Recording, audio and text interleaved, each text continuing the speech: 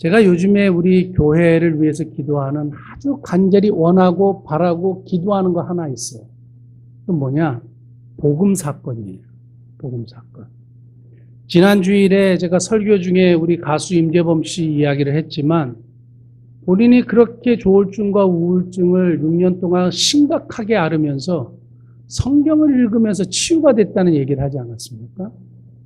저희가 수요일과 금요일에 성경을 읽는데 하나님의 말씀을 듣는다는 자세로 성경을 읽을 때에 그런 복음 사건, 변화의 역사, 치유의 역사를 한번 경험해 보기를 원하는 거예요. 그리고 우리가 정말 신앙생활을 하는데 정말 우리가 주님을 믿고 주님을 따르고 선교도 하고 구제도 하고 하는데 우리들의 삶의 진정한 변화와 하나님이 살아계시는 것을 체험하는 경험, 이걸 정말 한번 하나님이 허락해 주시기를 기도하는 거죠. 그래서 저는 요즘에 우리 교회에 하나님 사건 하나만 허락해 주십시오. 사람이 변화되는 것도 물론이거니와 하나님이 정말 지금도 살아계시다는 사실을 우리에게 한번 보여주십시오. 물론 이렇게 선교하는 일도 하나님 살아계시는 것을 우리가 확실하게 보는 겁니다. 그러나 또 우리 개인에게 또 주어지고 우리 개인이 치유되고 변화되는 것, 하나님이 살아계시는 걸 보여주시는 것, 이걸 기도하고 있어요. 저와 함께 이 기도에 좀 동참하시면 좋겠어요. 그래서 우리 미사목림교회에 그러한 주님의 역사 일어나기를 원하는 겁니다. 그런 차원에서 오늘 본문 말씀, 주님의 역사라는 차원에서 오늘 본문 말씀을 한번 보면 좋겠어요. 하나님의 역사, 주님의 역사, 그런데 반대되는 일이 일어나는 겁니다. 어떤 일이 일어났냐면 예수님께서 고향을 가셨는데 고향 사람들이 예수님을 배척해요. 예수님을 배척하니까 그 결론이 뭐냐? 5절이에요. 5절. 같이 한번 보시겠습니다. 거기서는 아무 권능도 행하실 수 없어 다만 소수의 병자에게 안수하여 고치실 뿐이었고, 거기서는 아무 권능을 행하실 수 없었다 이거예요. 거기서는 어떤 능력도 베푸시지 않았다 이런 얘기입니다. 왜요? 주님을 배척하고 주님을 믿지 않으니까. 그래서 6절에 그들이 믿지 않음을 굉장히 이상하게 놀랍게 여겼다, 예수님 그렇게 표현하고 있습니다. 거기서는 아무 권능도 행하지 못했다는 것은 믿음이 없었던 것이고 불신앙으로 대했다는 것인데, 그럼 우리 미사목민교회에서는 반대로 행하면 되겠다 이거죠. 우리 미사목민교회에서는 거기서는 많은 권능도 행하실 수 있어서 많은 사람들이 고침을 받았고 변화가 일어났다, 이런 역사로 바꾸자고 하는 겁니다. 그런 은혜가 우리에게 있기를 원한 겁니다. 그래서 주님의 역사라는 차원에서 본문에서 주시는 교훈을 한번 살펴보면 첫 번째 이거예요. 주님의 역사는 선입견과 안다고 생각하는 사람들 속에서는 일어나지 않는다는 겁니다. 선입견이라는 말을 사전적인 용어로 한번 정리해 보니까 이래요. 어떤 대상에 대하여 이미 마음속에 가지고 있는 고정적인 관념이나 관점이래요. 오늘 본문 말씀 2절 한번 보실까요? 같이 읽겠습니다. 안식일에 대해 회당에서 가르치시니 많은 사람들이 듣고 놀라 이르되 이 사람이 어디서 이런 얻었느냐? 이 사람이 받은 지혜와 그 손으로 이루어지는 이런 권능이 어찌 됨이냐? 그 다음에 3절 초반에 이 사람이 마리아의 아들 목수가 아니냐? 이렇게 됩니다. 마리아의 아들 목수가 아니냐? 이 사람 목수인데, 이 사람 흙수저인데, 이 사람 우리가 알고 있듯이 사생아일 수도 있는데 별 볼 일 없는 사람인데, 이러한 그들이 가지고 있는 선입견이 그들로 하여금 오히려 예수님을 배척하는 결과를 낳았다 이겁니다. 여기서 아주 중요한 표현이 하나 나오는데요. 3절에 이 사람이 마리아의 아들 목수가 아니냐 이렇게 얘기하고 있어요. 유대인들의 화법이나 그 당시 문화에서는 아버지의 이름을 꼭 거론하는 것이 당시의 풍습이었고 문화예요. 그런데 마리아의 아들 목수가 아니냐, 요셉이 비록 죽었어도, 비록 아버지가 안 계셔도 항상 유대인들은 아버지의 아들이라고 보통 표현해요. 그런데 의도적으로 이 사람들은 마리아의 아들 목수가 아니냐, 비아냥거리고 경멸하고 낮추고 깔보는 거죠. 왜냐하면 그들이 가지고 있는 선입견 때문이에요. 그 요한복음 1장에 보면 나다나엘이라는 경건한 유대인이 있었어요. 근데 이 사람이 예수님의 제자 빌립의 전도를 받습니다. 빌립의 전도를 받고 무슨 이야기를 하냐면 나사렛에서 무슨 선한 것이 날 수 있겠느냐. 그러니까 그 당시의 사람들이 나사렛에서 무슨 선한 것이 날 수 있겠느냐, 이러한 선입견으로 그냥 꽉 차 있었어요. 편견이 딱 있었어요. 고정관념이 딱 있었어요. 거기서는 어떤 좋은 사람도 나오지 못할 것이다 라는 분명한 선입견이 가지고 있었다는 것을 보여주는 겁니다. 오늘 고향 사람들도 마찬가지예요.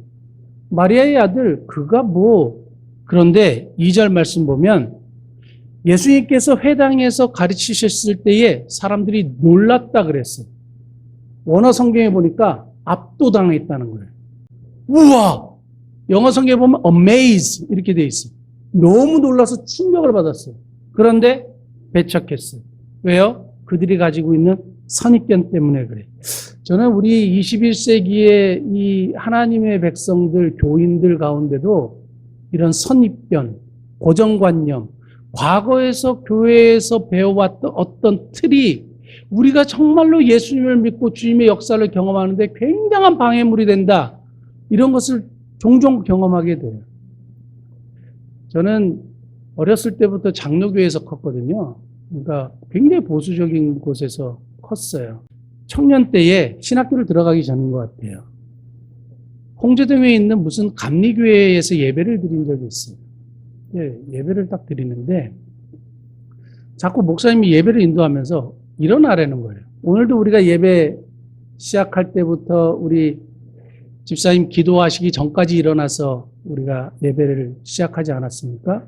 거기도 이제 그런 식으로 하는데 또 앉았다가 갑자기 성경을 봉독을 할 때에 다 같이 일어나십시오. 그게 또 다 일어나는 거예요. 그래서 성경을 봉독하는 거예요. 근데 제 마음속에 무슨 생각이 딱 들었냐면 여기 이단 아니야? 왜 자꾸 일어나라 그러지?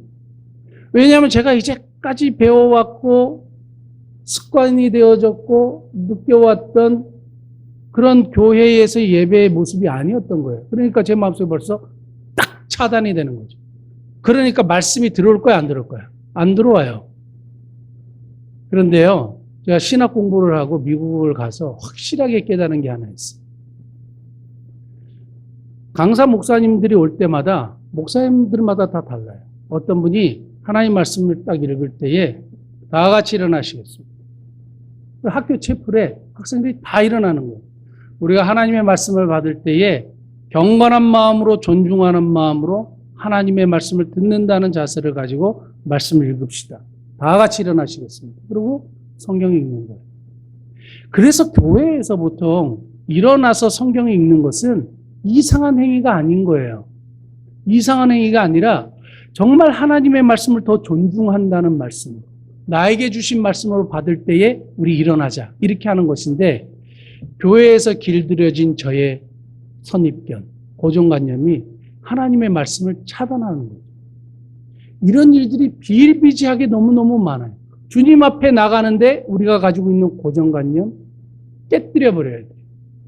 제가 아주 참 감동적인 이야기를 하나 들었는데요. 전라남도 장흥이라는 곳이 있어요. 거기에 평장마을이라는 곳이 있는데요. 거기에 50년 동안 무당 생활을 해오는 할머니가 한 분 있는 거예요.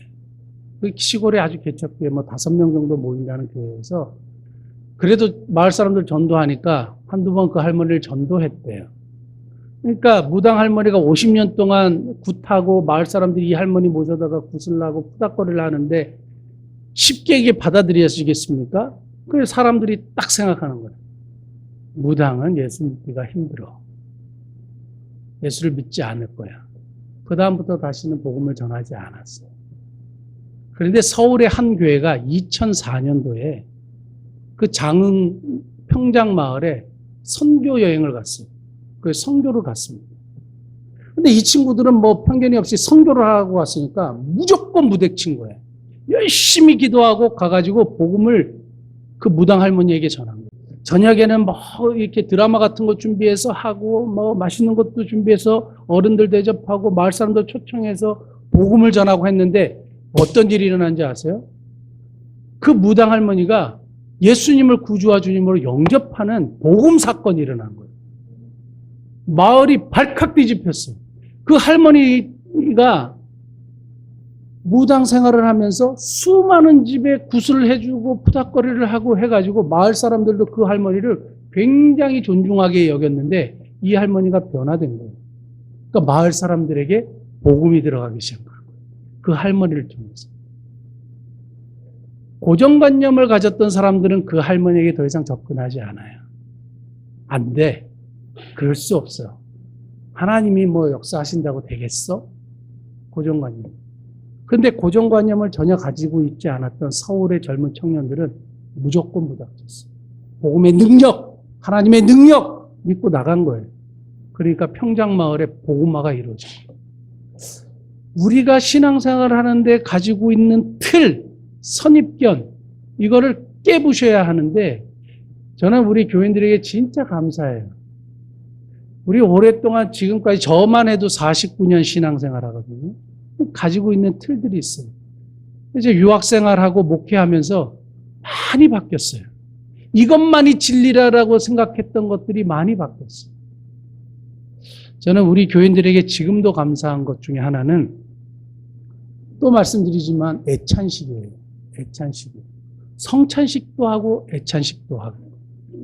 우리가 성찬식과 애찬식의 다른 것은 성찬식은 세례를 받은 세례교인 이상만 참여를 하도록 했고 애찬식은 세례를 받지 않았지만 예수님을 따르고자 하는 모든 사람들이 참여하도록 했어요. 이것이 어디서 하나님께서 제 마음속에 참 큰 은혜를 주셨냐면 우리 소망의 집 갔을 때요. 정말로 이 친구들은 아무리 예수님을 믿는다고 고백을 해도 들어주는 사람이에요. 그리고 그들이 성찬식에 참여할 수 있는 권리는 전혀 주어지지 않아요. 왜냐하면 세례를 받을 수 있는 기회조차 주지 않았기 때문에 그래요. 근데 우리가 거기서 애찬식을 했습니다. 그래서 그들에게 예수 그리스도의 십자가의 죽으심을 통해서 구원받았다는 사실, 그것을 기억하면서 떡과 포도주를 떼어서 우리가 직접 그들에게 먹여주었을 때에 저는 엄청나게 감동받았어요. 하나님이 너무 기뻐하신다는 걸 아마 우리 교인들 다 느꼈었을 거예요. 깨셔야 돼요. 하나하나씩 깰 때마다 하나님이 우리에게 귀한 은혜를 주신다고 믿습니다. 그 다음에 3절 말씀 보면 같이 한번 읽겠습니다. 6장 3절 시작. 이 사람이 마리아의 아들 목수가 아니냐? 야고보와 요셉과 유다와 시몬의 형제가 아니냐? 그 누이들이 우리와 함께 여기 있지 아니하고 예수를 배척한지라. 예수님에 대한 수많은 정보, 오히려 제자들보다 더 많이 알았던 것 같아요.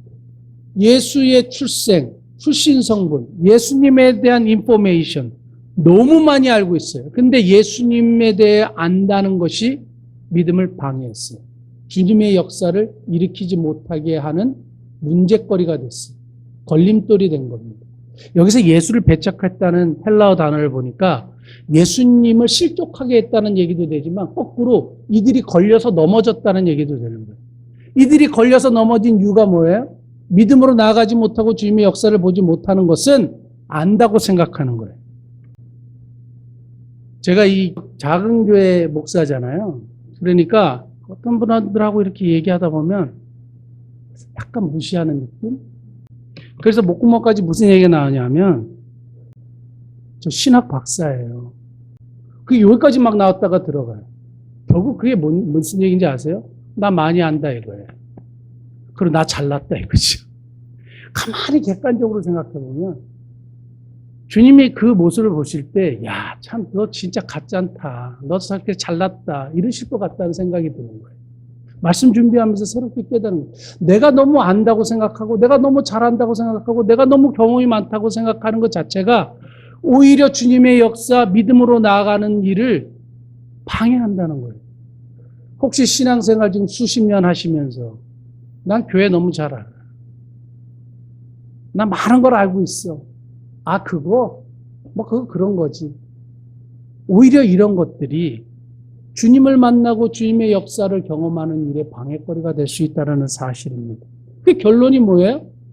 우리 이렇게 많이 알아. 그런데 예수님을 배척하는 거예요. 참 이상하게 아는 것 속에서 불신이 일어나는 겁니다. 사랑하는 성도들은, 저는 우리 교회 안에 이러한 선견들과 안다고 생각하는 것에서 벗어날 수 있는 은혜가 있기를 원합니다. 오늘 본문을 통해서 두 번째 우리에게 주시는 교훈은, 주님의 역사는 믿음으로 반응하는 소수에게 나타난다는 거예요. 믿음으로 반응하는 소수에게 나타납니다. 5절 말씀. 거기서는 아무 권능도 행하실 수 없어 다만 소수의 병자에게 안수하여 고치실 뿐이었고, 앞에서 예수님께서 하셨던 사역을 근거해 보면 이 소수의 사람들은 믿음으로 반응한 사람들로 봐요. 그러니까 예수님에게 믿음으로 반응했기 때문에 예수님이 그들에게 안수하여 고치셨고 주님의 역사를 경험하는 거예요. 그러니까 주님의 역사는 믿음으로 반응하는 사람들을 통해서 이루어지는 거죠. 오늘 본문 말씀 앞에 5장 말씀 보면 두 가지 사건이 나와요. 하나는 회당장 야이로의 딸이 죽었다가 살아나는 기적의 역사가 일어나고, 12년 동안 혈루증, 계속 하혈하는 병을 가졌던 이 여인이 예수님의 옷가에라도 손을 만지면 낫겠다라는 생각을 가지고 정말 터치를 했더니 나았다는 역사인데, 여기에 공통적으로 등장하는 단어가 하나 있어요. 그게 믿음이에요.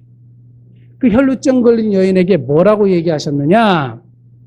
5장 34절 보면 같이 읽겠습니다. 예수께서 이르시되 딸아 너 믿음이 너를 구원하였으니 평안히 가라 너 병에서 놓여 건강할지어다. 혈루증 걸린 여인 속에 있었던 믿음, 이 믿음으로 반응하여 터치해도 낫겠다라는 그 믿음, 그래 그 믿음이 너를 구원하였으니 딸아 평안히 가라 그랬어요. 그리고 회당장 야이로가 그 딸이 병들었을 때에 자신의 모든 지위와 자신의 모든 것을 포기하고 예수님 앞에 주님 내 딸을 좀 고쳐주십시오. 주님이만 하실 수 있습니다라는 믿음의 고백을 드려요. 그런데 혈루증 걸린 여인을 고치는 그런 과정 속에 딸이 죽어버려요. 그랬을 때 예수님이 뭐라 그랬냐면 5장 36절 같이 읽겠습니다. 예수께서 그 하는 말을 곁에서 들으시고 회당장에게 이르시되 두려워하지 말고 믿기만 하라 하시고, 믿기만 해라. 환경 보지 마라. 상황이 변했다고 너 실망하거나 낙심하지 마라. 환경 때문에 너 좌절하지 마. 두려워하지 마. 믿기만 해. 믿음만 가져. 그러면 주님의 영광을 볼 것이야. 이렇게 말씀하시는. 그리고 무슨 역사가 일어났느냐? 소녀야 일어나라. 달리다 보면 역사가 거기서 일어난 거예요. 주님의 역사는 믿음으로 반응하는 사람들 속에서 소수에게 일어나는 건데, 저와 우리 공동체가 작은 공동체이지만 믿음으로 반응하는 공동체 되기를 원하는 겁니다.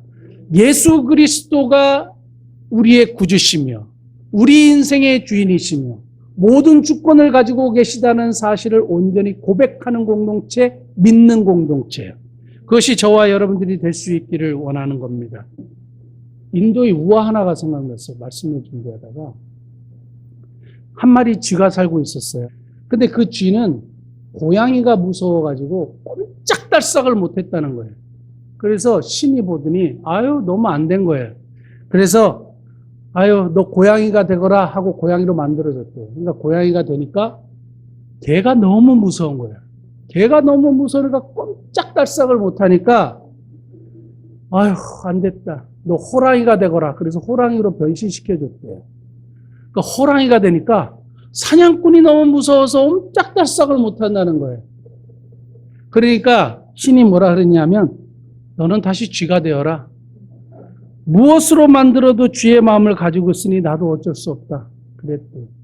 뭐 인도의 우화지만 저는 이게 우리 교인들, 우리의 신앙의 상태를 얘기하는 게 아닐까? 10년, 20년, 30년, 40년, 50년, 60년, 70년 신앙생활을 해도 환경이 변하거나 상황이 나빠지면 이건 믿음이 어디로 간지도 모르겠어요. 불안해하고 좌불안석이고 걱정, 의심이 가득 차고 기도하러 왔다가 나가면 또 여전히 걱정하고 근심하고 염려하고 계속 이건 뭐 헤어나오지를 못하는 거예요. 주의 마음을 가지고 살아가는 것 같아요. 그러니까 여기 역사가 일어나지 않는 거예요. 저는 우리 한국교회와 우리 미사목교회가 굉장히 심각하게 중요하게 우리에게 질문해야 된다고 생각해요. 왜 역사가 일어나지 않을까? 그러면 하나님의 말씀이 잘못되었는가? 아니면 이정목 목사의 성경 해석이 잘못되었는가? 주님은 분명하게 믿음으로 반응하는 사람들에게 이런 역사, 치유의 은혜가 있는데 왜 우리 교회는 그런 일이 일어나지 않는가? 혹시 우리가 주의 마음, 이런 마음으로 신앙생활을 하는 것이 아닌가? 정말 하나님을 믿는가? 주님을 신뢰하는가? 사랑하는 성도들, 여러분들의 삶에 한번 직접적으로 질문하시고, 저는 정말 이런 모든 두려움과 환경적인 것 떠나서 두려워하고 믿기만 하라라는 주님의 말씀 앞에 믿음으로 반응하는 저와 여러분 되시기를 예수님을 축복합니다. 그랬을 때 역사가 일어나는 겁니다. 마지막 세 번째는 믿음으로 반응하지 않을 때 어떤 일이 일어나는지 아세요? 6절. 그들이 믿지 않음을 이상히 여기셨더라. 그 다음에 같이 읽겠습니다. 이에 모든 촌에 두루다니시며 가르치시더라. 그들의 믿지 않음을 너무 이상하게 여기시고, 야, 어떻게 이렇게 믿지 않을 수가 있지?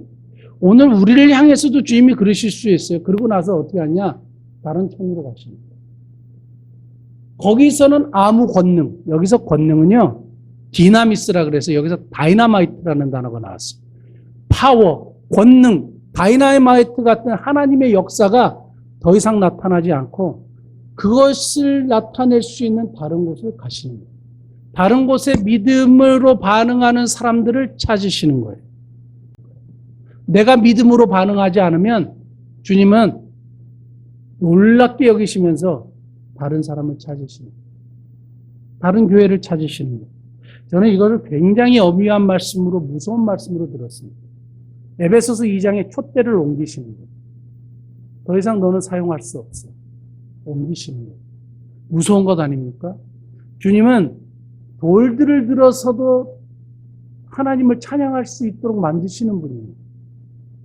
제가 지난주에 그 텐트 오브 미팅, 회막에 대한 이야기를 했을 때에 그 신우회들이 회막의 한 종류일 수 있다, 이런 이야기를 하면서 한전 신우회 한번 이야기를 했습니다. 한전 신우회의 전체 모임, 그 찬양팀을 좀 지도해달라 그래서 제가 찬양팀을 도와드리고 전체 신우회가 청주에서 모였어요. 수백 명이 모였어요. 근데 그들이 보고하는 자리에 저 진짜 엄청 은혜 받았어요. 그때 이제 미국에서 유학생활 할 때 신학생이었을 때 왔는데 신우회들이 전체 모여가지고 뭘 하느냐 하면 예배를 하는데 신우회에서 한전에서 정상적인 신앙생활을 하다가 하나님의 은혜를 경험하고 사명을 깨닫고 선교사로 나간 사람들이 있었어요. 선교사님으로 나간 그 사람들의 영상을 보여주고 그리고 자신들이 어떻게 생활하는지를 보여주고 어떻게 사역하는지를 보여줬을 때 뭘 하느냐? 그 신우회 전체들이 그 사람들을 서포트하는 거예요. 그리고 복음이 전파될 수 있도록 힘을 합치는 거예요. 여러분, 우리 아니면 엄청나게 많아요. 우리만 주의 일을 하는 거 아니고 우리만 믿음을 가진 사람들이 아니에요. 세상에 주님 앞에 헌신하고 하나님께서 나에게 주신 은혜를 어떻게 갚을고 하는 수많은 사람들이 있는 거예요. 우리 반응하지 않으면 주님 촛대 옮기세요. 그리고 다른 곳에 가서 믿음으로 반응하는 자들을 찾으신다는 거예요. 그러한 교회, 믿음으로 반응하지 않는 교회에서는 디나미스가 일어나지 않아요. 저는 우리 사랑하는 성도들과 함께 이제 이거 한번 기도하고 싶은 거예요. 정말 주님이 살아계시다면 주님의 권능을 우리 미사목민교회에 허락해 주옵소서. 여기서 그런 역사가 일어나게 하옵소서. 사람이 치유되고 변화되고 고쳐지는 일이 정말로 있게 하여 주옵소서. 거기서는 아무것도 권능도 행하실 수 없었으나 미사목민교회에서는 수많은 권능을 행하실 수 있었다라고 고백하는 저와 여러분들의 삶이 될 수 있기를 예수님 이름으로 축복합니다. 기도하시겠습니다.